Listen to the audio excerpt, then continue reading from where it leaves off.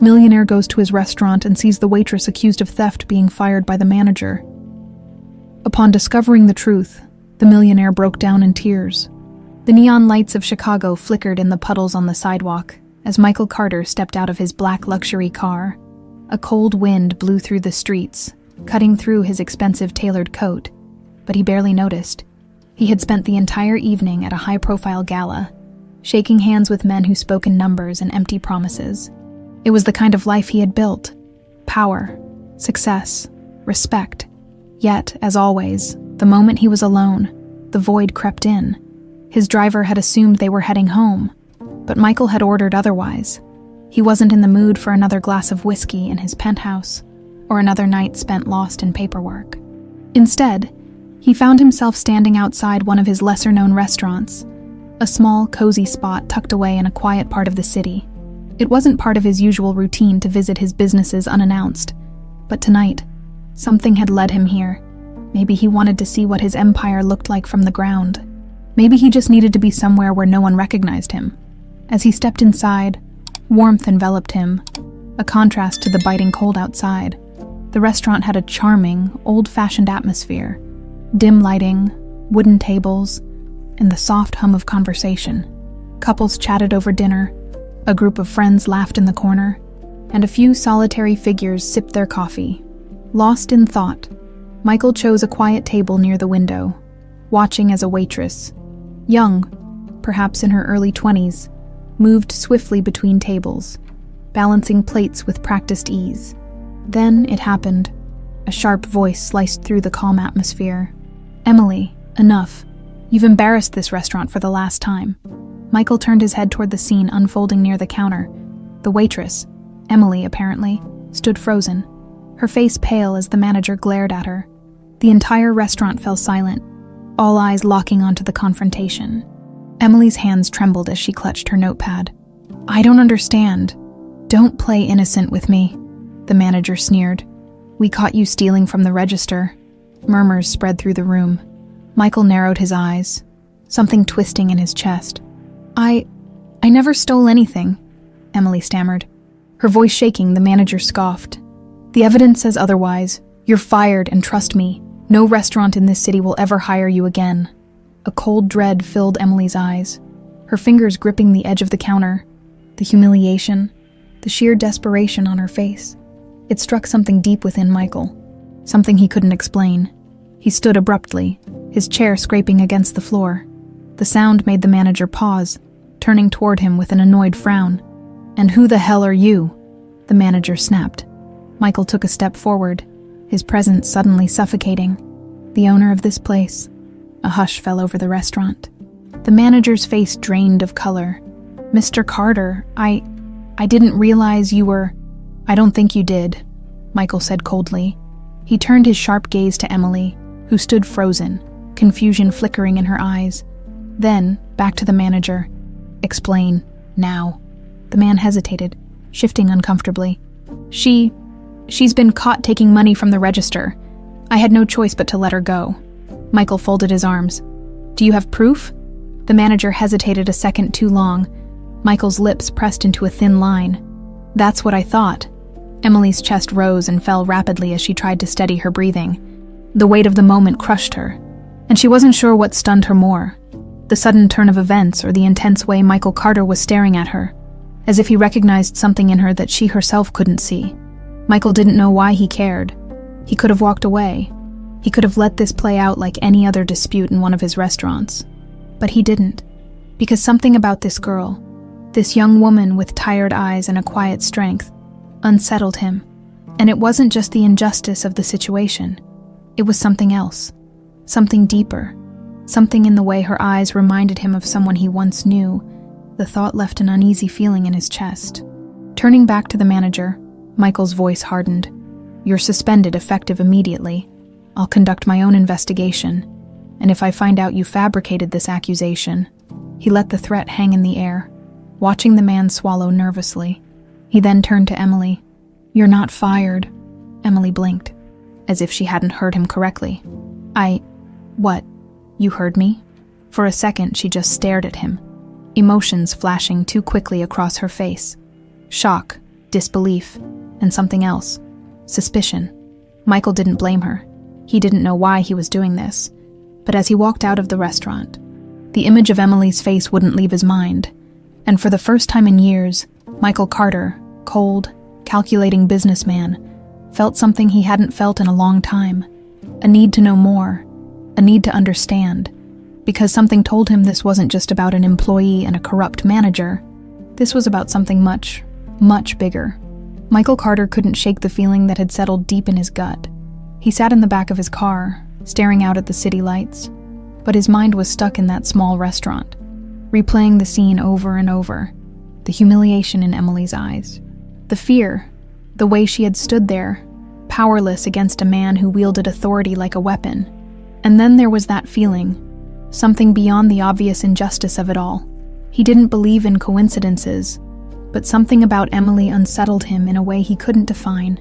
He needed answers. "Find everything you can on Emily Thompson," he ordered his assistant Ryan over the phone. Ryan, always efficient and never one to question orders, simply responded, "On it." Michael ended the call and leaned back against the leather seat, rubbing his temple. He wasn't sure what he was looking for. Maybe it was just a hunch, an impulse. But in his experience, gut feelings were rarely wrong. By the time he arrived home, his penthouse felt emptier than usual. The city stretched out beneath him through floor-to-ceiling windows. But the view did little to distract him. Pouring himself a drink, he stared at the glass. Lost in thought, Claire. It had been years since he let himself think about her. The only woman who had ever made him consider a life outside of boardrooms and balance sheets. The only person who had made him feel something real. But that life had been ripped away from him before it even had a chance to begin. His family had made sure of that. He took a slow sip of whiskey, the burn doing nothing to quiet his mind. The past was the past. He had moved on, hadn't he? The ringing of his phone snapped him out of his thoughts. "Ryan," he answered. "I found something," Ryan said. Emily Thompson, 24 years old. Grew up in foster care. Bounced between homes until she aged out of the system at 18. No criminal record. No history of trouble. She's been working at the restaurant for the last 3 years. Lives alone in a small apartment in West Loop. Works hard. Keeps to herself. Michael exhaled slowly. Foster care. Something inside him twisted. Ryan hesitated before continuing. There's more. Her mother's name was Claire Thompson. The glass in Michael's hand nearly slipped. For a moment he couldn't breathe. Ryan was still talking, but the words blurred together. Claire. His Claire. He gripped the edge of the counter, trying to steady himself. It wasn't possible. It couldn't be. But the dates lined up. The timelines made sense. His mind raced back to the past, to the last time he had seen Claire, the way she had begged him to fight for them. But he had been young, too weak to stand against his family's demands. And when he had finally built the power to make his own choices, she was gone. Gone. But not alone. A daughter he never knew existed. His chest tightened. He felt as if the ground beneath him had shifted. His entire world tilted off its axis. "I need confirmation," he said, his voice eerily calm. "I can look into DNA testing." No, not yet. He wasn't ready for that. Not until he could face the truth himself. Ryan was silent for a beat. "Michael, if this is real, I know." He ended the call and gripped the counter, his knuckles white. For so long he had built a life of certainty, of control. And now, in a single night, everything had changed. He needed to see her again. The next morning, Michael arrived at the restaurant just as the doors opened. Emily was already there, her sleeves rolled up as she wiped down tables. She moved with a quiet efficiency, her expression unreadable. She noticed him the second he walked in, her body tensing ever so slightly. "You again," she muttered, tossing the rag onto the table. Michael ignored the hostility in her voice. "I need to talk to you." She crossed her arms. "If this is about yesterday, I appreciate you stepping in, but I don't need a hero. That's not what this is about." She narrowed her eyes. "Then what do you want?" He hesitated. How was he supposed to explain? "I looked into your case," he said instead. "You were set up. The manager was the one stealing." Emily's jaw tightened. "Figures. You don't seem surprised." She let out a humorless laugh.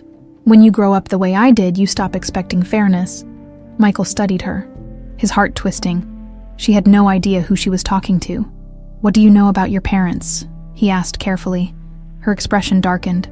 "Why do you care?" He exhaled. "I knew someone with your last name once, a long time ago."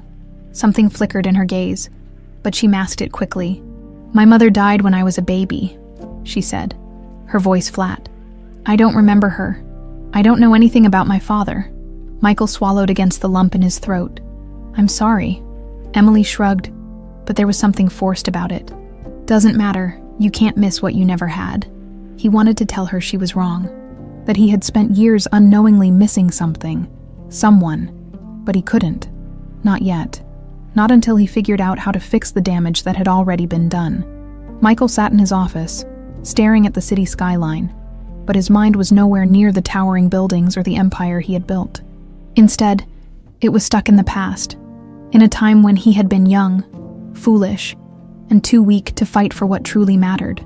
Claire, the memory of her face, her laughter, the way she used to tilt her head when she was trying to read him, it all came rushing back like a tidal wave, drowning him in regret. And now, Emily, his daughter, he had spent his life making decisions based on logic, analyzing numbers, risks, and rewards. But there was no formula for this, no strategy to undo 2 decades of absence. He had thought he knew everything about his life, about his past. Yet, here he was, unraveling a secret he never even knew existed. The bracelet, that tiny silver bracelet on Emily's wrist, had triggered something deep inside him. It was impossible to mistake it for anything else. He remembered the exact moment he had given it to Claire. She had been 19, and they had spent an entire afternoon in a tiny antique shop in Boston, laughing as they picked through dusty shelves of forgotten treasures. When she had found that bracelet, delicate, simple, with a small charm shaped like a crescent moon, her eyes had lit up. She had never taken it off, and now, Emily wore it. Michael exhaled, running a hand through his hair. He needed to know more. That night, he returned to the restaurant. He knew Emily would be there. She never missed a shift, according to the reports Ryan had pulled. He wasn't sure if she would even talk to him after their last conversation, but he had to try. When he stepped inside, he immediately spotted her, clearing a table near the back. Her movements were quick and precise, her expression distant. She noticed him almost instantly, and let out a quiet sigh before walking over. "You really don't give up, do you?" she said, crossing her arms. Michael met her gaze. "Not when something's important." She tilted her head slightly, as if trying to figure him out. "What do you want?" He nodded toward her wrist. "Your bracelet. Where did you get it?" Emily blinked, clearly caught off guard by the question. Instinctively, she touched the silver band, her fingers brushing against the crescent charm. "My mom gave it to me," she said after a pause. "It's the only thing I have of hers." His chest tightened. She frowned, watching him closely. "Why do you care?" Michael hesitated. He had never been an emotional man, had never been one to wear his heart on his sleeve. But this wasn't business. This was something else entirely. "That bracelet," he said carefully, "belonged to someone I knew a long time ago." Emily's brow furrowed. "So what?" Michael's grip on the back of the chair tightened. He could see the walls around her, the instinctive defense mechanism she had built over years of surviving alone. "What was your mother's name?" he asked, his voice barely above a whisper. Emily hesitated. "Claire," she finally said. The name hung between them. Heavy and unspoken for far too long, Michael forced himself to breathe. He had known the truth before she even said it, but hearing it from her lips still sent a shock through his entire body. He had a daughter who had grown up thinking she was alone, a daughter who had no idea that the man standing in front of her was the father she had never known. Emily shifted uncomfortably. "Why do you care so much?" she asked, her voice laced with suspicion. Michael hesitated for a second too long. "Did you know her?" she pressed. "Yes." Emily's expression hardened. "Were you close?" Michael swallowed, his throat suddenly dry.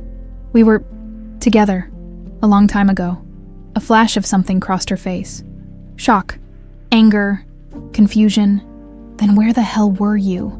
The words hit like a punch. He had no answer that would make this right. No justification that could erase the years she had spent alone. "I didn't know," he admitted. "No one told me." Emily let out a bitter laugh, shaking her head. "Of course. Because that makes it all better, right?" Michael clenched his fists. "If I had known." "But you didn't," she interrupted. "And now? What? You expect me to believe that you suddenly care? That you're some great long-lost father who's here to make up for 24 years of nothing?"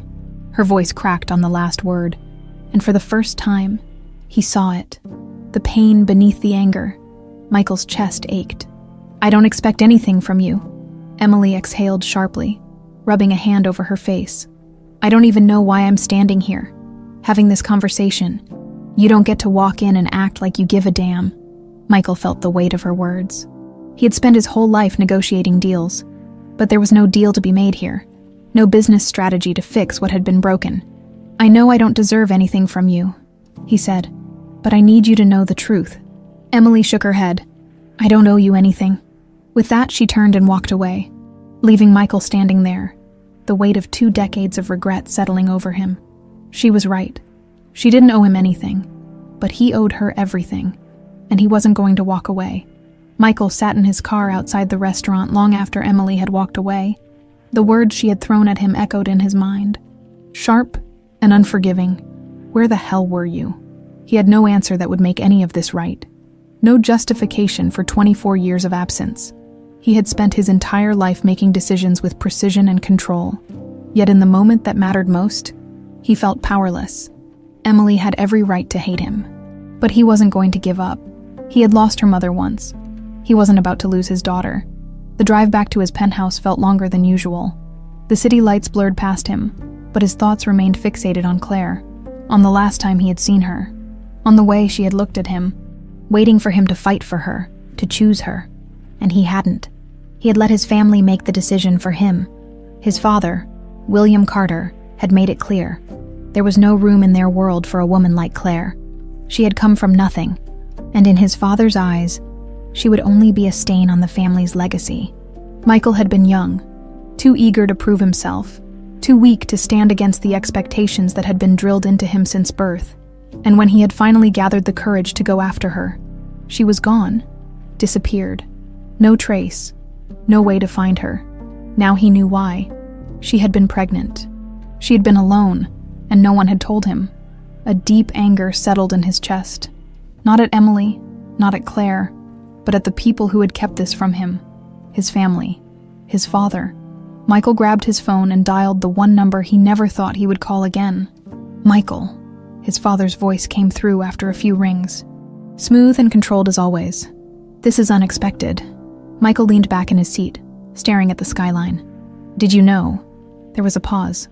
Then, in that cold, practiced tone, "You're going to have to be more specific. Did you know Claire was pregnant?" His voice came out sharper than he intended, but he didn't care.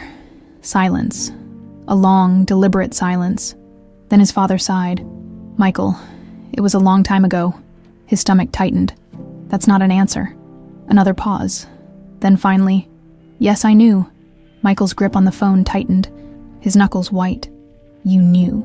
His voice was deadly quiet. "It was for the best," his father continued, as if he were discussing a business merger. "You had a future ahead of you. A child with that woman would have ruined everything. I did what needed to be done." Michael felt something in him snap.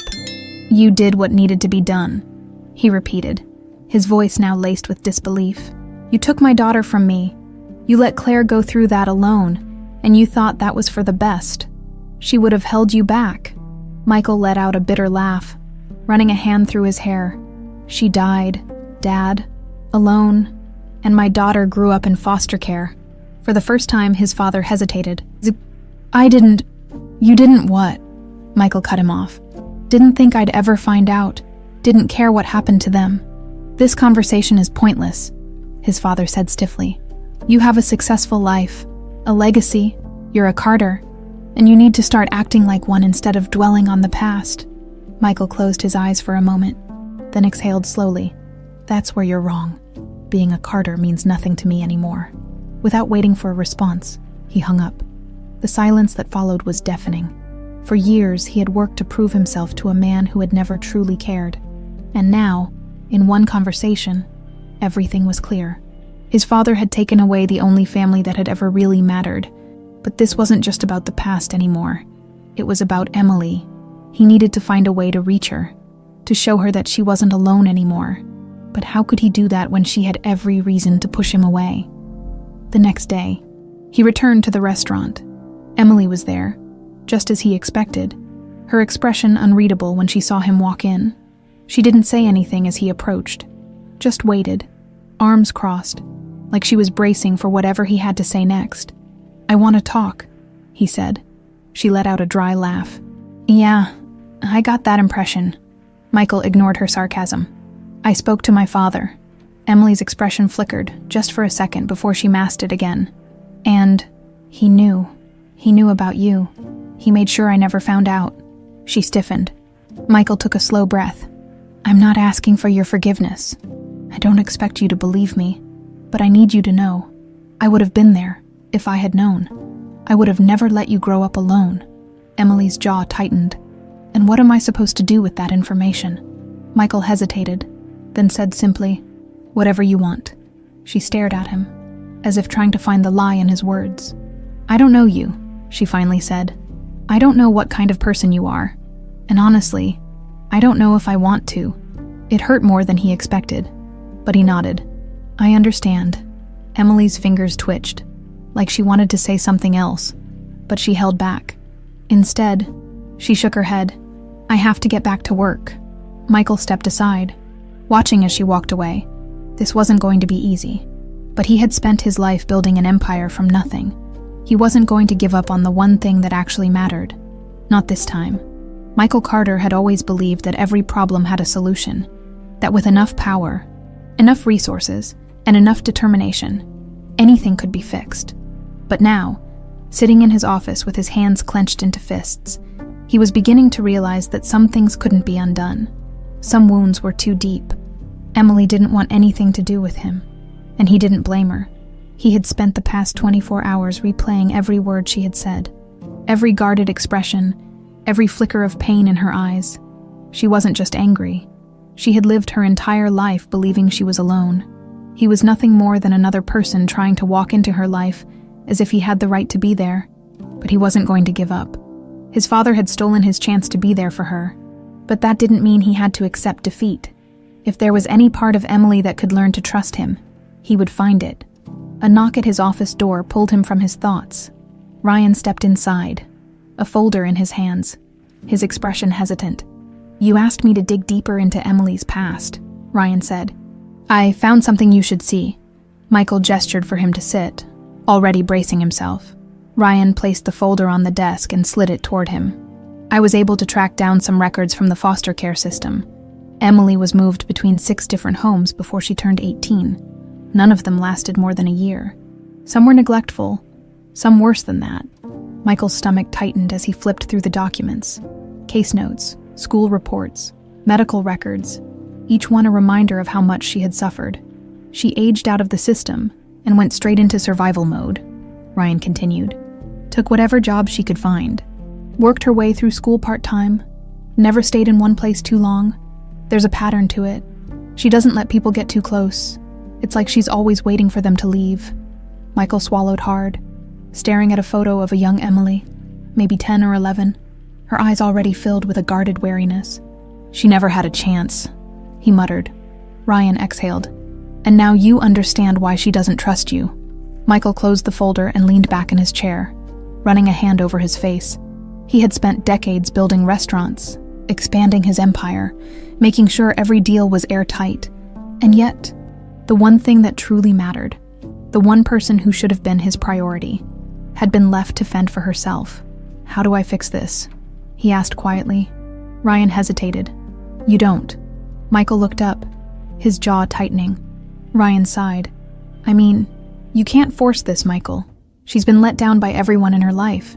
If you push too hard, she'll shut you out completely." Michael knew he was right. Emily wasn't a business deal to be negotiated. She was a person who had spent years learning to protect herself. If he wanted any chance at a relationship with her, he had to earn it, but how? An idea formed in his mind. Risky, but necessary. He stood, already reaching for his coat. I need to see her, he said. Ryan frowned. Are you sure that's a good idea? No, Michael admitted, but I have to try. It didn't take long to find her. She had just finished her shift at the restaurant and was walking home, bundled up against the crisp Chicago air. Michael pulled over and got out of the car. Emily. She stopped, clearly annoyed but not surprised. You again? He walked toward her, hands in his coat pockets. I need to talk to you. She let out a sigh. Of course you do. I found your foster records. Her entire body tensed. She crossed her arms, her expression unreadable. And? Michael hesitated. I didn't realize how hard things were for you. Emily let out a short, humorless laugh. Why would you? You weren't there. I know, he admitted, and I can't change that, but I can try to be here now. She studied him for a long moment, then shook her head. You don't get it, do you? Then help me understand, he said softly. Her eyes darkened. You think reading a bunch of old reports gives you some kind of insight into my life? You think knowing how many times I was shuffled between homes makes you feel something? Well, congratulations. You feel guilty. Now what? Michael exhaled. I don't expect you to forgive me, Emily.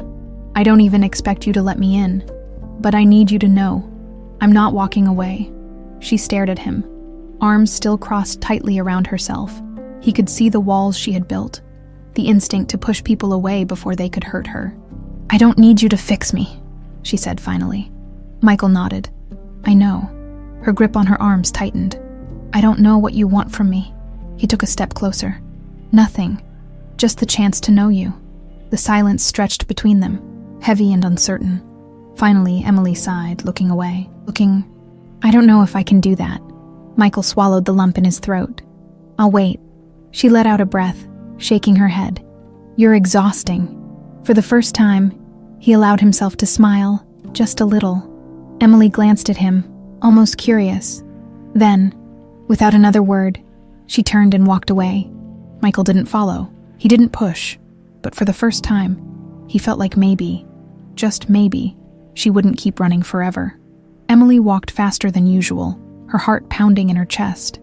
She wasn't sure if it was from the cold wind biting at her face or the conversation she had just had with Michael Carter. She had expected him to disappear. Most people did. They got tired of her walls, of the way she kept everyone at arm's length. But he was still here, still trying, and that scared her more than anything. She didn't know how to process the things he had told her, the way he had looked at her, the weight behind his words. I'll wait. No one had ever waited for her before. By the time she reached her apartment, her hands were shaking. She tried to tell herself it was from the cold. Inside, the space was quiet, small but tidy. It wasn't much, but it was hers. It was safe. She dropped her bag on the counter, her eyes falling on the single framed photograph she had. It was the only picture she had of her mother, Claire, smiling softly at the camera, her eyes kind but sad. Emily sat down, staring at the picture. What am I supposed to do, Mom? She whispered. She had spent her whole life believing she had no one, that she had come from nothing, that she was meant to figure things out alone. But now, this man, the man who was supposed to be her father, was trying to change everything, and she didn't know if she could handle that. The next morning, Emily walked into the restaurant for her shift, feeling the exhaustion settle deep in her bones. She had barely slept, her mind replaying everything over and over again. She wasn't expecting to see Michael Carter sitting at a table in the far corner, sipping coffee like he belonged there. She stopped mid-step, irritation flaring up inside her. Seriously? Michael looked up, calm as ever. Good morning to you too. Emily exhaled sharply, walking over. You can't just keep showing up? Why not? He asked, setting his cup down. It's a public restaurant, and if you've forgotten, I own it. Emily glared at him. That's not the point. Michael studied her, his gaze steady. You didn't tell me to leave last night. She faltered, her fingers tightening around her notepad. He was right. She could have told him to go, could have told him to stop trying, but she hadn't. She didn't have an answer for him. Michael sighed, leaning back. Emily, I know I can't fix the past, and I know you don't trust me, but I meant what I said. I'm not walking away. Emily swallowed hard. Why? Michael's jaw tightened. Because I lost your mother. I didn't even know I had a daughter, and now that I do, I can't just pretend I don't." The words hit deeper than she wanted to admit. She shifted her weight from one foot to the other. "What do you expect from me?" "Nothing," he said simply. "Just a chance." Emily stared at him, her mind spinning. A part of her wanted to tell him to leave, to make things simple again. But another part, one she barely acknowledged, was afraid of what it would mean if she let him stay. Instead of answering, she turned and walked away. Michael didn't stop her. For the rest of the day, she felt his presence there, quiet and steady. He didn't push, didn't demand anything. He just existed in the space, waiting. It was infuriating, but it was also the first time someone had ever stayed. That night, as she was closing up, she caught sight of him still sitting there, his hands clasped together on the table. He looked lost in thought. His usual sharp exterior softened. She hesitated before speaking. "Why do you care so much?" Michael looked up, his expression unreadable. "Because I should have been there, and I wasn't," Emily exhaled. "You can't change that." "I know," he said, "but I can be here now." She studied him for a long moment before shaking her head. "I don't know how to do this." Michael gave a small, almost sad smile. "Me neither." The honesty in his voice caught her off guard. She had expected him to be like everyone else, full of easy answers and empty promises, but he wasn't pretending to have it figured out, and somehow, that made it worse. She sighed, crossing her arms. "I don't know if I can forgive you." Michael nodded slowly. "I'll wait." Emily looked at him, trying to understand why he was doing this, but she wasn't sure she wanted the answer. Without another word, she turned and walked away. But for the first time, she wasn't entirely sure she wanted to run. Michael wasn't a man used to waiting. In his world, things happened on his terms. At his pace, deals were closed swiftly. Negotiations were handled with precision, and problems were solved before they even had the chance to escalate. But this wasn't business. This was Emily, and no amount of power, wealth, or strategy could change the fact that she wanted nothing to do with him. Still, he kept showing up, not just at the restaurant, but in her world, subtly, carefully, but consistently. He didn't push, he didn't demand, he simply stayed. Emily, however, wasn't making it easy. She didn't tell him to leave, but she also didn't acknowledge his presence when he greeted her. She gave him curt nods. When he asked questions, she answered in the shortest possible way, and when he lingered at the restaurant, sipping his coffee, she pretended he wasn't there at all. But Michael wasn't going anywhere. One evening, after another long day of trying and failing to get through to her, Michael found himself sitting across from Ryan in his office, frustration evident in the tightness of his shoulders. "She won't talk to me," he admitted, rubbing his temple. "I don't know how to reach her," Ryan exhaled. "She's spent her whole life being let down. You showing up out of nowhere isn't going to change that overnight." Michael leaned back in his chair, staring at the ceiling. "I know, I don't want to waste any more time." Ryan hesitated before speaking. "Maybe you should stop waiting for her to come to you. Maybe you need to step into her world." Michael frowned. "What do you mean?" "You've been meeting her on your terms, the restaurant. Your way of doing things. But have you actually tried to understand her life? Where she comes from?" Michael was silent, because the truth was, he hadn't. The next morning, instead of going straight to the restaurant, he drove to the part of town where Emily lived. It wasn't a dangerous area, but it was a far cry from the luxury he was used to. The buildings were older, the streets worn with time. It was a place where people worked hard to survive, where nothing was handed to them. He parked and walked toward a small bookstore on the corner, one he had seen Emily pass by a few times. He stepped inside, scanning the aisles until he spotted her near the back, flipping through a worn copy of an old novel. She hadn't noticed him yet. For a moment, he just watched her, taking in the way she ran her fingers along the pages as if searching for something familiar. Then, as if sensing his presence, she glanced up and froze. Her expression shifted instantly from calm to guarded. "Are you following me now?" Michael raised his hand slightly. "It's a bookstore, Emily. Not exactly a crime for me to be here." She narrowed her eyes. "You've never set foot in a place like this in your life." Michael smirked. "You'd be surprised." She let out a sharp breath, shaking her head. Seriously, what are you doing here? Michael hesitated before answering. Trying to understand you. Emily blinked, caught off guard by his honesty. He stepped closer, careful not to invade her space. I know I can't fix the past. I know I can't just walk in and expect you to trust me, but I want to know who you are, what you care about, even if that means showing up in places I've never been before. She stared at him, something unreadable in her eyes. Then she looked down at the book in her hands, running her fingers over the spine. This was my mom's favorite, she murmured. Michael's chest tightened. Claire? Emily nodded slowly. She used to read it to me when I was little. I barely remember, but I always come back to it. Michael reached out carefully, brushing a finger against the book's cover. She used to read to me too, he admitted. Late at night, when I was too stressed from work, she always said stories made the world feel bigger. Emily was still holding the book, her grip tightening slightly. I don't remember much about her, she said after a long silence. Just little things, the way she smelled, the way her voice sounded when she hummed. Michael swallowed hard, the weight of her words pressing against his chest.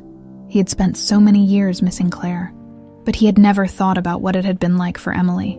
She had lost her mother before she had the chance to truly know her, and then she had spent her life never knowing she had a father. I wish I could have known her longer, Emily admitted.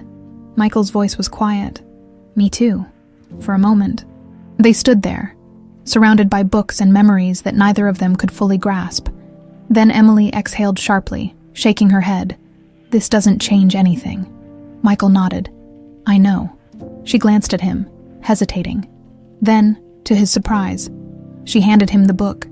If you really want to understand me, she said, start with this. Michael took it carefully, as if holding something fragile. He looked at the title, Wuthering Heights. Claire had once told him it was a story about love, loss, and redemption. Somehow it felt fitting. Emily turned to leave, but before she did, she paused. I work the morning shift tomorrow. You might as well stop drinking coffee in the evenings if you're planning to keep showing up. Michael stared after her, stunned. She was letting him in, just a little. And for now, that was enough. Michael spent the entire night reading Wuthering Heights. He wasn't sure if it was to understand Emily or to feel closer to Claire. But either way, he found himself absorbed in the pages, the weight of the story sinking deep into his chest.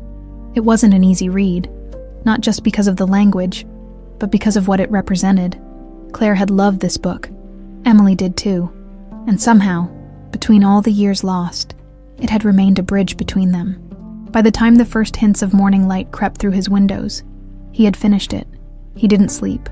Instead, he found himself at the restaurant before it even opened, waiting.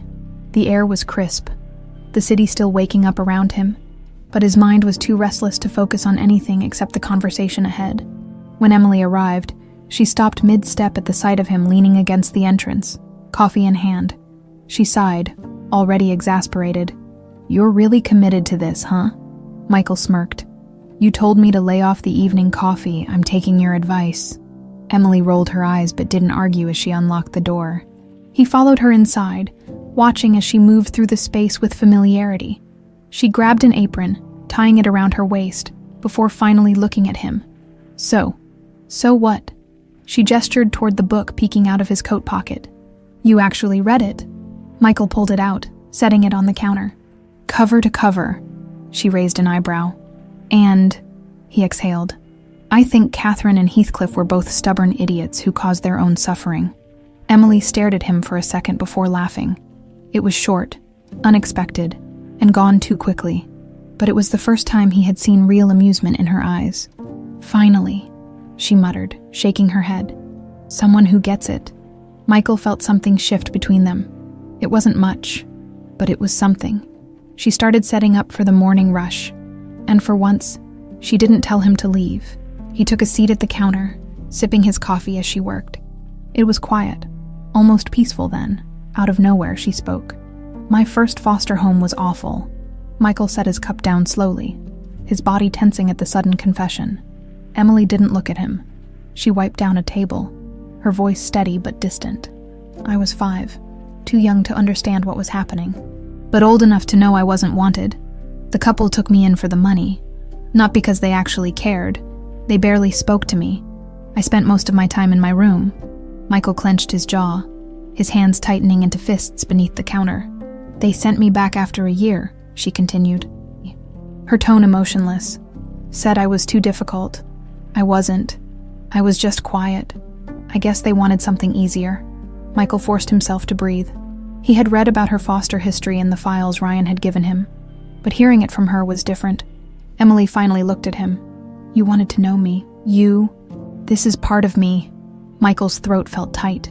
You didn't deserve that. She shrugged. It wasn't the worst one. He felt sick. How many times had she been tossed aside? How many nights had she spent alone, feeling like she was nothing more than a burden? I should have been there, he said quietly. Emily exhaled, crossing her arms. Yeah, well, you weren't. The words weren't angry, just factual. And somehow, that hurt more. Michael didn't try to defend himself. What could he say? That he hadn't known. That his father had kept the truth from him. None of it changed the fact that she had grown up believing she had no one. Instead, he did something he had never done before. He sat with the weight of it. He let the silence stretch between them, acknowledging the pain without trying to fix it. Emily studied him for a long moment before sighing. I have to start work. Michael nodded. Okay. She hesitated. But you can stay. If you want. His heart clenched. I want, he said. Emily nodded once, then turned back to her work. Michael sat there for hours, watching as she moved through her shift, interacting with customers, keeping her distance but never once telling him to leave. Maybe this was what progress looked like. Slow, messy, uncertain. But for the first time, it felt like they weren't just two strangers trying to fix the past. They were something more. Michael had always been good at reading people. It was a skill that had served him well in business, allowing him to anticipate reactions, manipulate negotiations, and stay ahead of the competition. But with Emily, nothing was predictable. He had expected anger, resentment, maybe even indifference. What he hadn't expected was the quiet way she let him stay, the way she slowly, carefully, began to let pieces of herself slip through the cracks of her guarded exterior. And now, sitting at the counter of the restaurant, watching her move through her morning shift, he found himself desperate for every single piece of her he could get. She was efficient, precise in her movements as she poured coffee for customers, cleared tables, and took orders. She never lingered, never wasted motion. It was as if she had been doing this her entire life. Maybe she had. Michael thought about all the jobs she had worked, the years she had spent surviving instead of living. How many mornings like this had she endured, with no one watching, no one caring? He clenched his jaw, pushing back the anger threatening to surface. Emily wiped down a nearby table, not looking at him as she spoke. So, are you just going to sit there all day?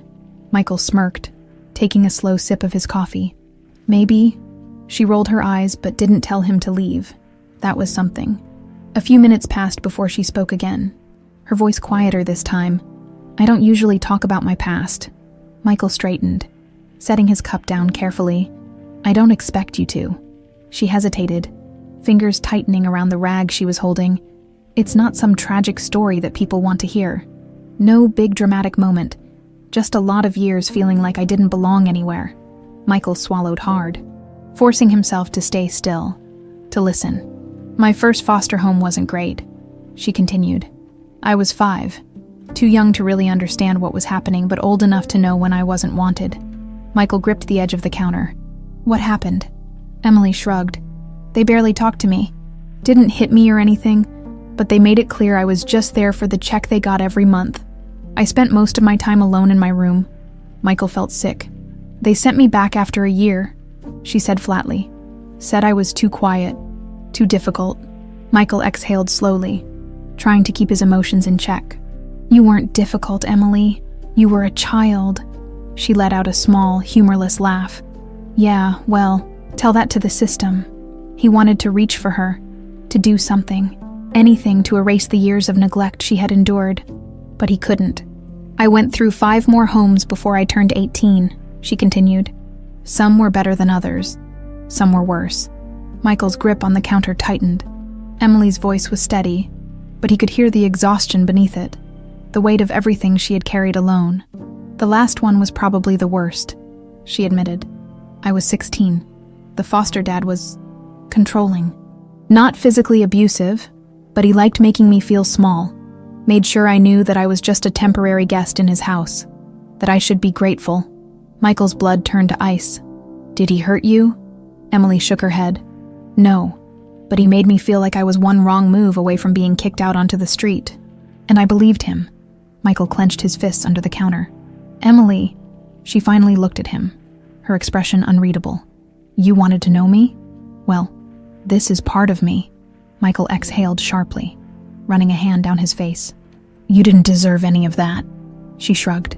It wasn't all bad. There were good moments, a few people who actually cared. Michael latched onto that. Like who? Emily hesitated before answering. There was a teacher, Miss Bennett. She knew I was struggling and let me eat lunch in her classroom when I didn't want to sit with the other kids. She gave me books to read, encouraged me to write. Michael's chest tightened. She sounds like a good person. She was, Emily admitted. She told me I was more than just a foster kid, that I could make something of myself. Michael swallowed hard. She was right. Emily huffed a quiet laugh. I don't know about that. Michael shook his head. I do. She studied him for a moment, then looked away. Why do you even care? Michael leaned forward slightly. Because I should have been there. Emily tensed. But you weren't. The words were sharp, but there was no real anger behind them. Just exhaustion. Michael forced himself to nod. I know, she sighed, rubbing her temples. I don't know what you want from me, Michael. I don't want anything, he said softly. I just want to know you. Emily's fingers twitched, like she wanted to argue, but instead, she let out a long breath. This doesn't change anything, she muttered. Michael nodded. I know. She hesitated for a second longer, then turned back to her work. Michael sat there, watching her move, feeling the weight of everything she had told him settle deep into his bones. She wasn't ready to forgive him, but she was talking, and for now, that was enough. Michael sat in the restaurant long after Emily had finished her shift. He didn't know why he stayed. Maybe it was the silence, the feeling that if he left too soon, the small progress they had made would disappear like smoke. Or maybe he was just afraid that once he stepped outside, the weight of everything he had learned about her past would crush him. He had spent his whole life making calculated decisions, controlling every aspect of his business, ensuring that no surprises could throw him off balance. But nothing had prepared him for the reality of Emily's life, the foster homes, the loneliness, the way she had grown up believing she was alone. And the worst part, he had been there, living his life, building an empire, never once knowing that somewhere, his daughter was struggling just to survive. He leaned back in his chair, exhaling sharply. Regret was a bitter thing, settling in his chest like a weight that refused to lift. A familiar voice broke through his thoughts. You still here? Michael looked up to see Emily standing near the counter, arms crossed, eyebrow raised in mild irritation. She had changed out of her uniform into a worn hoodie and jeans, looking more like herself, comfortable, guarded, but somehow softer than before. You never told me to leave, Michael said, offering a small smirk. She sighed, walking toward him. I figured you'd get the hint. Michael watched as she sat across from him, resting her elbows on the table.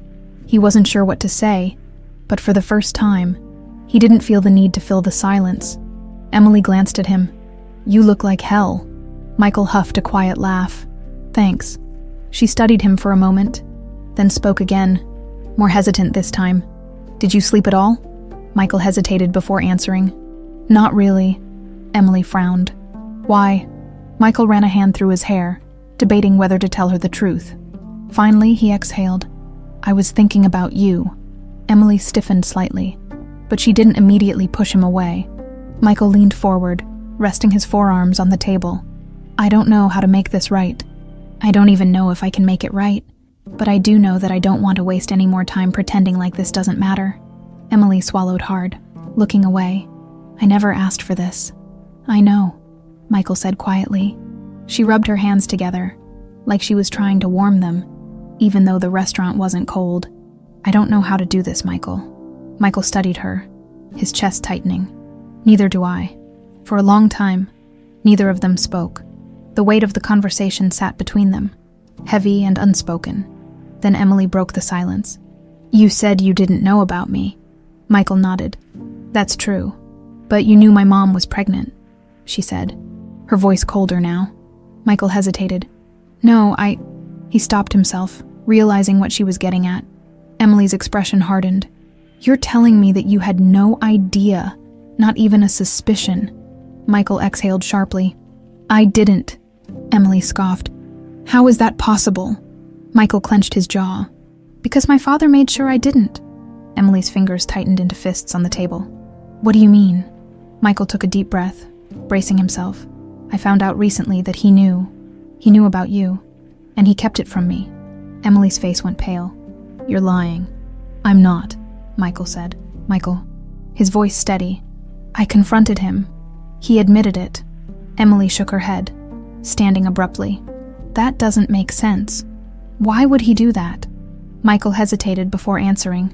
"Because he thought Claire would ruin my future, and because he thought you would ruin my legacy." Emily flinched, like the words had physically struck her. Michael stood as well, his voice softer now. "I swear to you, Emily, I didn't know. If I had..." "But you didn't." Emily cut him off, her voice sharp. Michael stepped closer, desperate to make her understand. "I would have fought for you." Emily let out a bitter laugh. "Right, just like you fought for my mom." Michael stilled, the words hitting deeper than he expected. Emily's breathing was unsteady. "You left her. She was pregnant and you left her." Michael clenched his jaw. "I didn't know she was pregnant." Emily's eyes burned with anger. "But you knew she needed you and you still walked away." Michael swallowed the lump in his throat. "I was a coward."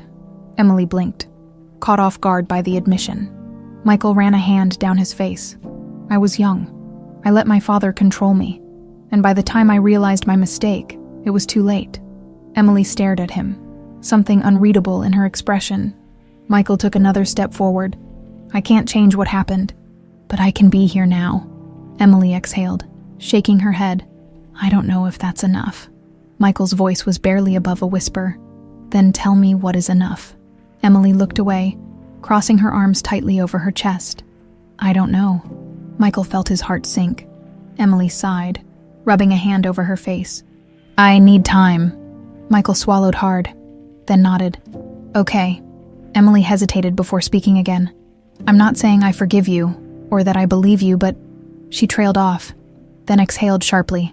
"I don't hate you, not completely." Michael let out a slow breath. It wasn't much, but it was something. Michael left the restaurant that night with a storm raging inside him. Emily's words clung to him, looping over and over in his mind. You left her? She was pregnant, and you left her. He had spent his life making powerful decisions, controlling his fate, ensuring no one else dictated his path. And yet, the one thing that truly mattered had been taken from him before he even had the chance to fight for it. His father had stolen years from him, years he would never get back, but he wasn't going to let anyone steal his future with Emily. The problem was, she still wasn't sure if she wanted him in it. As he stepped into his penthouse, the city lights sprawling beneath him, he loosened his tie and poured himself a drink. But before he could take a sip, his phone buzzed. "Ryan?" Michael answered, his voice gruff. "Tell me you have good news." Ryan exhaled on the other end. "That depends on your definition of good. I found something on the former manager of the restaurant." Michael tensed. "Go on." "You were right to be suspicious. The guy, Paul Green, wasn't just stealing. He's been involved in multiple fraud schemes. He siphoned money from at least 3 other businesses before landing at your restaurant." Michael gritted his teeth. "And no one caught him," Ryan sighed. "They did, but every time he found a way to disappear before facing real consequences. He would move, change jobs, and start again." Michael's grip tightened around the glass. "Is he still in the city?" "Yeah, and he's not happy about getting fired. I heard from a source that he's been spreading rumors about Emily, telling people she really was stealing, that you only defended her because she..." Ryan hesitated. Michael's voice turned ice cold. "Because she what?" Ryan cleared his throat. "Because she knew how to get in your good graces." Michael's vision darkened. A deep, slow rage built inside him. He set his glass down carefully before he shattered it in his hand. "Where is he?" Ryan hesitated. "Michael?" Where? Ryan sighed. I'll text you the address. Michael ended the call without another word. He didn't care what time it was, or how this would look. No one was going to drag Emily's name through the mud. 15 minutes later, Michael pulled up outside a dimly lit bar in a rundown part of the city. He stepped inside, immediately spotting Paul Green at a corner table, nursing a beer, his greasy hair falling into his eyes. Paul barely had time to register Michael's presence before he was yanked up by the collar and slammed against the wall. Michael's voice was dangerously low. Say it again. Paul's eyes widened in panic. What the hell? Michael pressed harder, his forearm digging into Paul's throat. Say her name again. Say one more word about Emily, and I promise you won't have a single place in this city that'll hire you to scrub dishes, let alone manage a restaurant. Paul wheezed, his hands clawing at Michael's arm. I was just talking, man. Michael shoved him back against the wall, letting him stumble. You don't talk about her. You don't think about her. You disappear. His voice dropped, lethal. Or I make sure you do. Paul swallowed hard, nodding rapidly. Okay, Jesus. Michael stepped back, straightening his cuffs as if nothing had happened. Then, just before turning away, he added, If I hear so much as a whisper of you in my restaurants again, I'll make sure you regret it. Paul didn't argue. Michael left the bar, his blood still boiling. He wasn't a violent man. He didn't resort to threats unless absolutely necessary. But this was necessary. The next morning, Michael arrived at the restaurant early, still running on adrenaline. Emily was already there, setting up for the day. She raised an eyebrow at him. You look like you didn't sleep. Michael smirked. I didn't. Emily rolled her eyes but didn't push further. Michael hesitated before speaking again. There's something I need to tell you. She looked at him warily. What? Michael exhaled. That manager, Paul Green, he's been spreading lies about you, telling people you were actually stealing. And worse. Emily stiffened, her jaw clenching. Let me guess. That I was sleeping my way out of it. Michael's stomach twisted at how easily she said it, like she had heard this kind of accusation before. I took care of it, he said simply. Emily frowned. What does that mean? It means he won't be talking about you again. Emily crossed her arms. What did you do? Michael met her gaze evenly. I made sure he understood that if he so much as mentioned your name again, he'd regret it. Emily let out a slow breath, shaking her head. You didn't have to do that. Yes, I did. Emily stared at him for a long moment before looking away. People have always talked about me. It doesn't matter. Michael's voice was firm. It matters to me. She glanced at him, something flickering in her expression before she quickly masked it. I can handle myself, you know? Michael softened. I know, but you don't have to. Emily swallowed hard, her fingers gripping the edge of the counter. You can't just fix things, Michael. You can't erase the past. Michael nodded. I know that too. Emily exhaled, rubbing a hand over her face. You make things complicated. Michael smirked. It's a gift. Emily let out a soft, reluctant laugh, shaking her head. It was small, but it was real. And for the first time, Michael thought that maybe, just maybe, she was beginning to believe that she didn't have to fight every battle alone. Emily didn't know why she was still letting Michael show up. Every time she saw him walk through the restaurant doors, she told herself she was going to tell him to leave, to stop whatever this was. But she never did. Maybe it was curiosity. Maybe it was the sheer stubbornness he showed, refusing to give up no matter how many walls she put between them. Or maybe, just maybe, some small part of her wanted to see how far he was willing to go.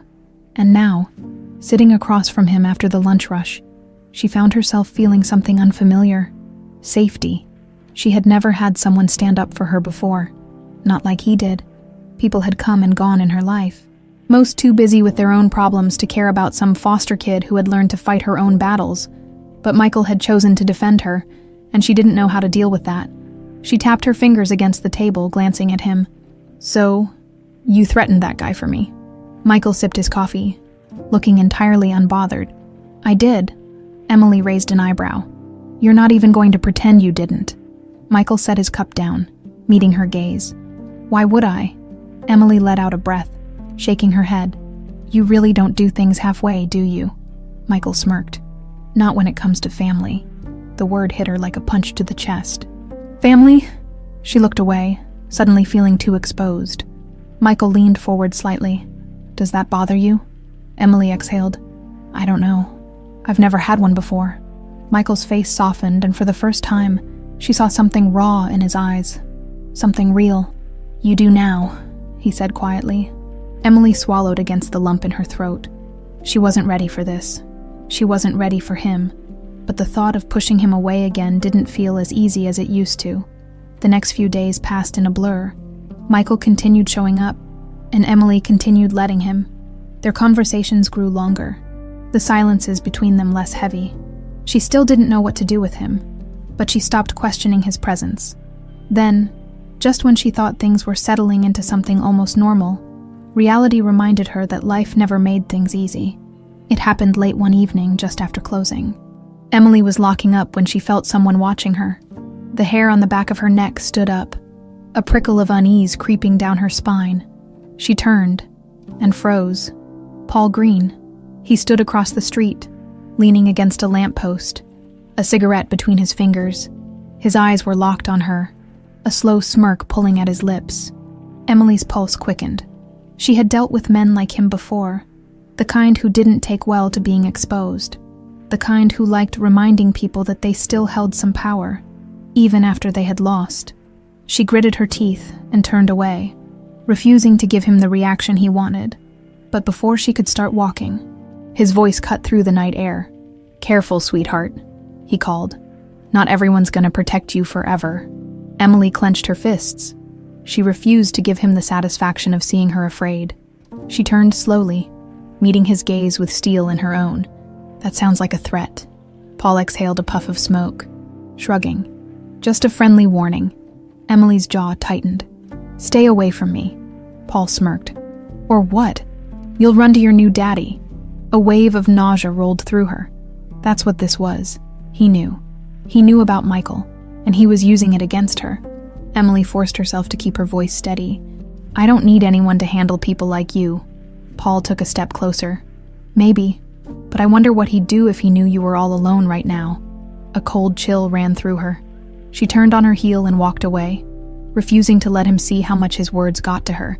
She made it 2 blocks before pulling out her phone. Her hands were shaking as she scrolled through her contacts. She hesitated. Then, before she could change her mind, she pressed call. Michael picked up on the first ring. Emily. His voice was alert, instantly concerned. She exhaled shakily. I need you to come get me. There was a pause, then. Where are you? She told him. 15 minutes later. His car pulled up, and she slid into the passenger seat, arms wrapped tightly around herself. Michael looked at her, eyes scanning her face. What happened? Emily stared at the dashboard, her throat tight. Paul. Michael went still. What did he do? Emily shook her head. Nothing, just words. Michael's hands tightened around the steering wheel. Words can be dangerous. Emily swallowed hard. I didn't know who else to call. Michael's expression softened. I'm glad you called me. She turned to look at him. Why? Michael's jaw tensed. Because no one gets to threaten you. Not now. Not ever. Emily studied him, trying to understand why he cared so much. And for the first time, she let herself wonder. Maybe, just maybe, he really meant it. Maybe she wasn't alone anymore. The car ride was quiet. Emily sat with her arms wrapped around herself, staring at the city lights flickering through the window. She wasn't sure why she had called Michael. She wasn't even sure why she had gotten into the car with him. Maybe it was exhaustion. Maybe it was the way Paul's words had slithered under her skin like poison, making her feel small again. Or maybe, deep down, she just wanted to believe that someone was actually on her side. Michael's hands gripped the steering wheel tightly, his jaw set in a hard line. She had never seen him like this before. Tense, quiet, furious. He didn't ask her any more questions. He didn't push. But the air inside the car felt charged, like he was barely holding himself together when he finally spoke. His voice was dangerously calm. Did he touch you? Emily blinked, turning to him. What? Paul, Michael said, his knuckles white against the wheel. Did he put his hands on you? Emily shook her head quickly. No, he just talked. Michael let out a slow breath. but it did nothing to ease the tension in his shoulders. "He's a coward," she muttered. "Men like him always are." Michael's grip tightened. "That doesn't mean he won't try something next time." Emily frowned. "You think there's going to be a next time?" Michael didn't answer right away. Instead, he changed lanes, his expression unreadable. "I don't take risks when it comes to people I care about." Emily's breath hitched slightly. People he cared about. She looked down at her hands, not sure what to do with that. Michael finally pulled up in front of her apartment building and put the car in park. "I want you to stay somewhere else tonight," he said, his voice firm. Emily's head snapped up. "What?" "I don't trust that bastard not to follow you home," Emily scoffed, forcing a laugh. "And where exactly am I supposed to go?" Michael didn't hesitate. "With me?" Emily blinked, stunned. "You're joking." He met her gaze.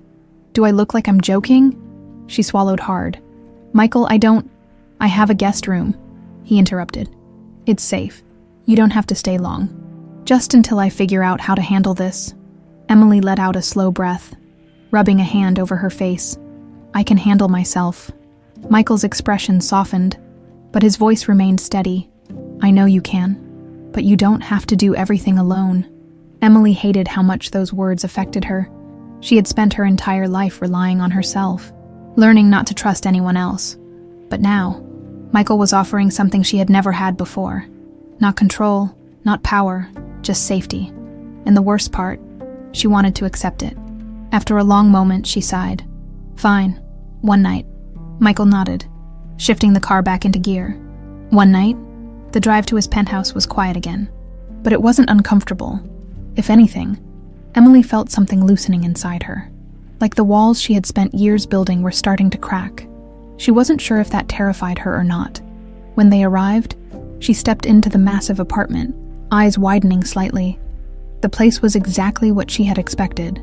Sleek, modern, expensive, the kind of home that belonged to someone with more money than they knew what to do with.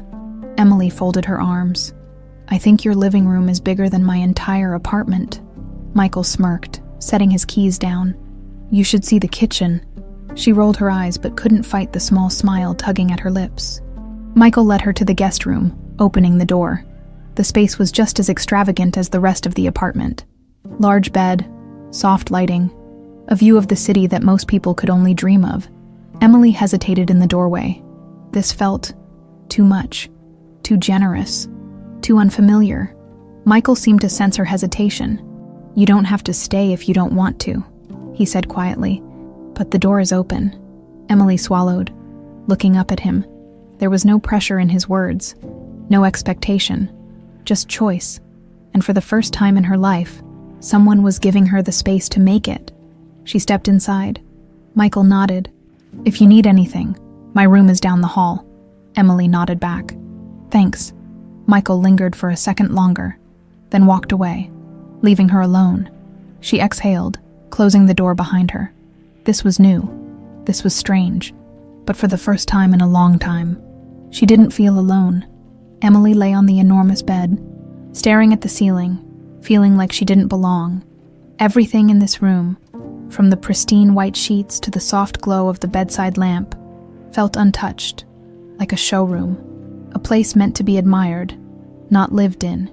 She curled up under the blanket, willing herself to sleep, but her mind refused to quiet. The mattress was too soft, the pillows too perfect. It felt like lying on a cloud, something most people would have killed for. But to her it was unsettling. She was used to tiny, lumpy beds, the kind that sagged in the middle, with blankets that smelled like cheap detergent. She had spent too many nights falling asleep to the distant sound of shouting neighbors, to the hum of a city that never rested. Here, in Michael Carter's penthouse, the silence was deafening. She sighed, sitting up and running a hand through her hair. This was a mistake. She should have gone home. But the moment Paul Green had smirked at her, had spoken those words dripping with veiled threats, something inside her had cracked. And for the first time in her life, she hadn't tried to handle it alone. She had called Michael, and that scared her more than anything. She swung her legs over the side of the bed, standing and rubbing at her tired eyes. Maybe some tea would help. Or maybe she just needed to remind herself that she could still leave. that she wasn't trapped here in this massive, suffocatingly perfect home. She opened the bedroom door quietly, stepping into the dimly lit hallway. The apartment was still, bathed in the soft glow of city lights filtering through the floor-to-ceiling windows. She padded toward the kitchen, her bare feet silent against the cool hardwood floor. The space was sleek and modern, with gleaming marble counters and stainless steel appliances that probably cost more than her entire apartment. She had just reached for a cabinet when she heard movement behind her. She spun around, her pulse spiking. Michael stood in the doorway, his expression unreadable. He wasn't wearing his usual suit. Instead, he was in a plain t-shirt and sweatpants, looking more human than she had ever seen him. His hair was slightly tousled, like he had run his fingers through it too many times, and there was a tiredness in his eyes that hadn't been there before. "You can't sleep," he said. It wasn't a question. Emily exhaled, leaning against the counter. "How did you know?" Michael stepped forward, resting a hand on the back of one of the kitchen chairs. "Because I can't either." She frowned slightly. "Because of Paul." Michael's jaw tightened. "Because of a lot of things." Emily studied him. He looked exhausted, but there was something else beneath it. Frustration, maybe even guilt. "Do you regret this?" she asked. Michael's brows furrowed. "Regret what?" "Finding me." Michael's face softened. He shook his head.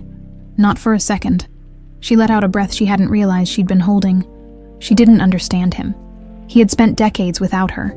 He had built an empire, surrounded himself with wealth and power. He didn't need her. And yet, here he was, losing sleep over the fact that someone had threatened her. She looked down at her hands, gripping the edge of the counter. "I'm not used to people caring." Michael exhaled slowly, running a hand over his face. "I hate knowing that you grew up thinking you had no one." Emily swallowed hard. Michael leaned against the counter, watching her carefully. "I know I can't change the past, but I am here now." She didn't know how to respond to that. She wanted to believe him, but people always left. Michael pushed away from the counter and opened one of the cabinets, pulling out 2 mugs. "Tea?" he asked. Emily raised an eyebrow. "You drink tea." Michael smirked. "Only when I can't sleep." She hesitated, then nodded. "Fine." He filled the kettle, setting it on the stove. The kitchen was silent except for the quiet bubbling of the water as it heated. Emily leaned against the counter, arms crossed.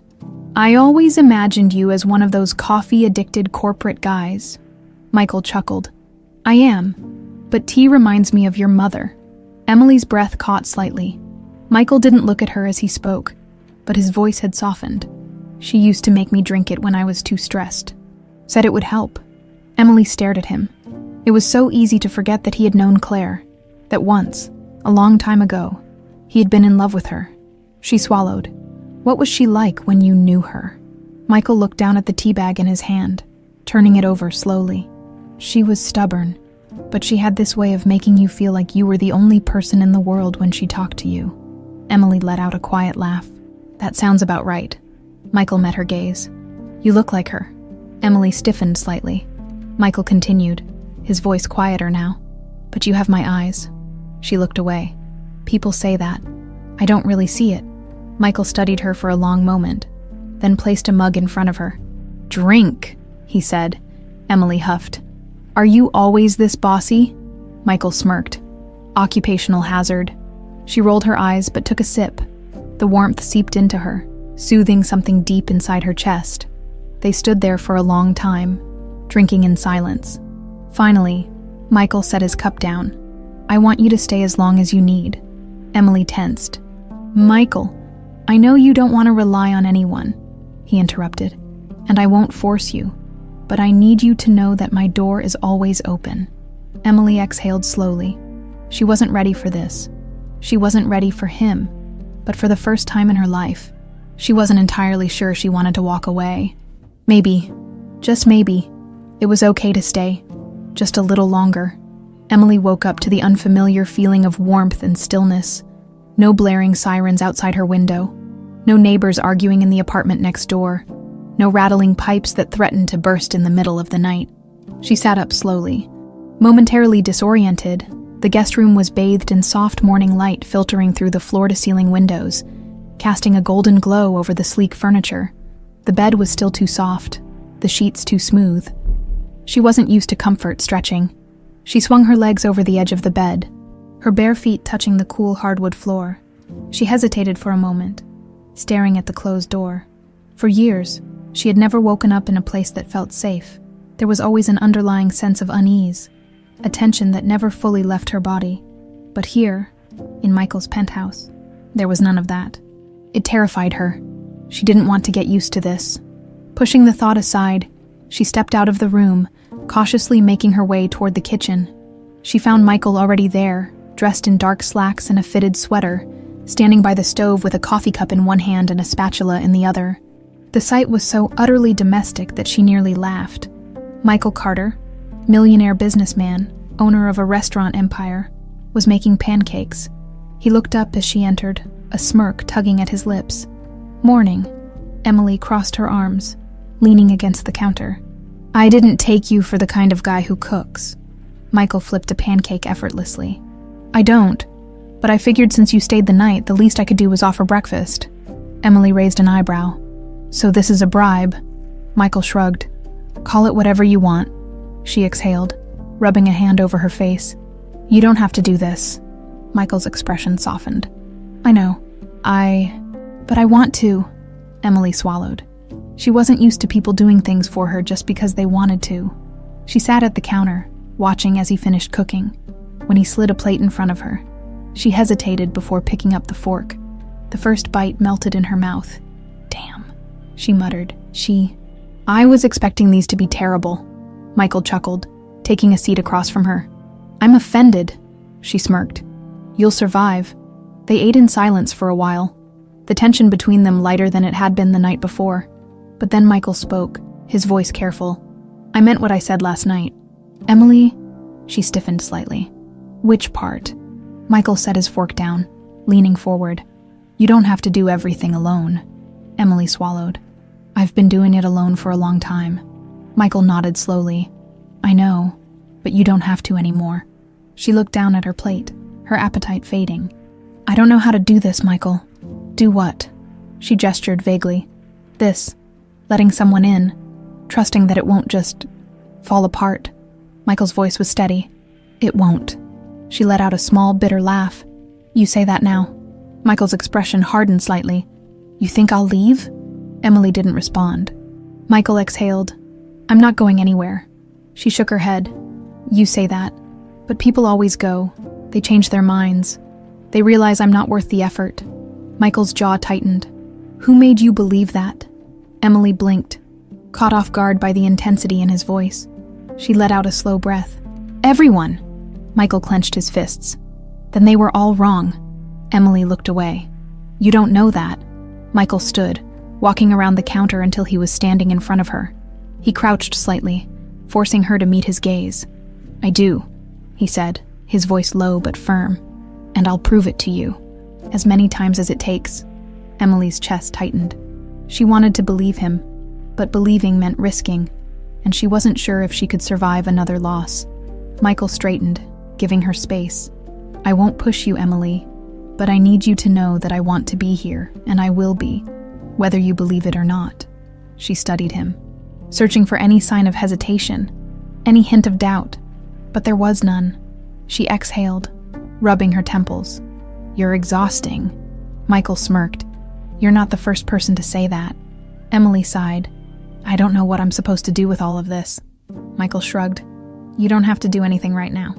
Just let me be here." She hesitated. Then slowly, she nodded.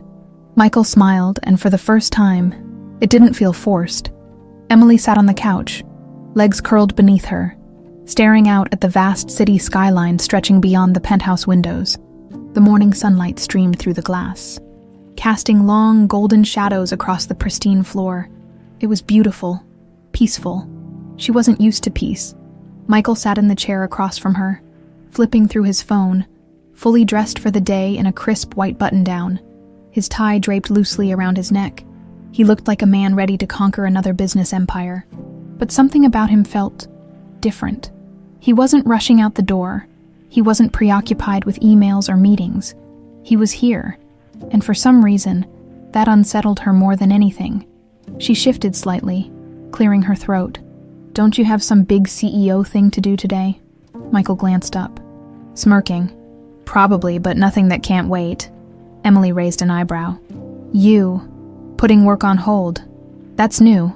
Michael leaned back in his chair, his smirk softening. "Some things are more important." Her chest tightened, but she forced herself to roll her eyes. "Don't get sentimental on me," Michael chuckled. "Wouldn't dream of it." She picked at the hem of her sweater, her fingers restless. She didn't know what to do with this. The quiet, the stability, the fact that for the first time in years she wasn't waking up alone. It had only been one night, just a few hours in a place that wasn't hers. But she had slept better than she had in a long time, and that terrified her. She wasn't supposed to get comfortable. She wasn't supposed to let herself want this. Michael must have sensed her unease because he set his phone down, watching her carefully. "Talk to me." Emily stiffened. "About what?" Michael's voice was steady. "About whatever's on your mind." Emily exhaled sharply. "You really want to open that door?" Michael nodded. "I do." She hesitated, looking away. She wanted to believe him. She wanted to trust that this wasn't temporary, that he wasn't just saying things to make her feel better. But she had been let down before. She had spent years being someone's temporary responsibility, someone's problem to solve. And yet, Michael wasn't treating her like a problem. He was treating her like a person, like family. She swallowed hard. "I don't know how to do this, Michael." His gaze remained steady. "Neither do I."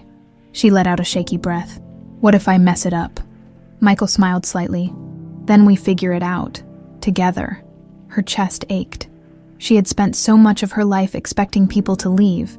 Now, for the first time, someone was promising to stay. Michael's voice was softer now. "You don't have to decide anything right now, Emily. I'm not asking for that. I just want you to know that I'm here." She looked down, her fingers tightening around the fabric of her sweater. She wanted to say something.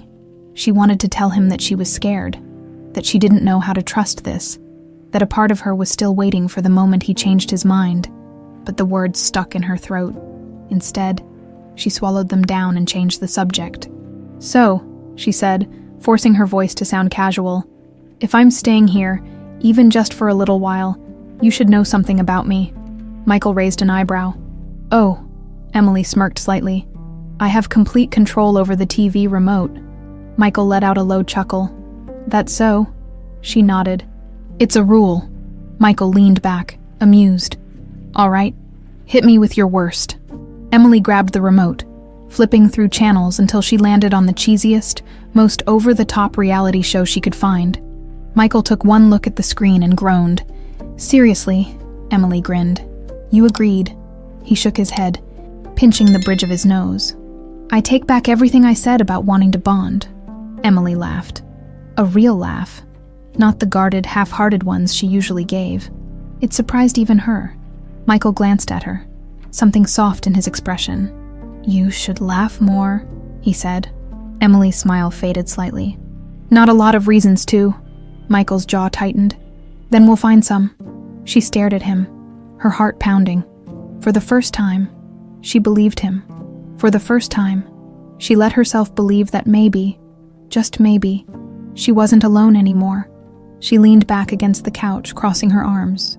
"Fine, but you're not allowed to complain when I pick another episode." Michael sighed, shaking his head. "You're going to make me suffer, aren't you?" Emily smirked. "Absolutely." Michael chuckled, reaching for his coffee. And as they sat there, watching a show neither of them really cared about, Emily realized something. She didn't have to know what this was right now. She didn't have to have all the answers. All she had to do was take it one day at a time.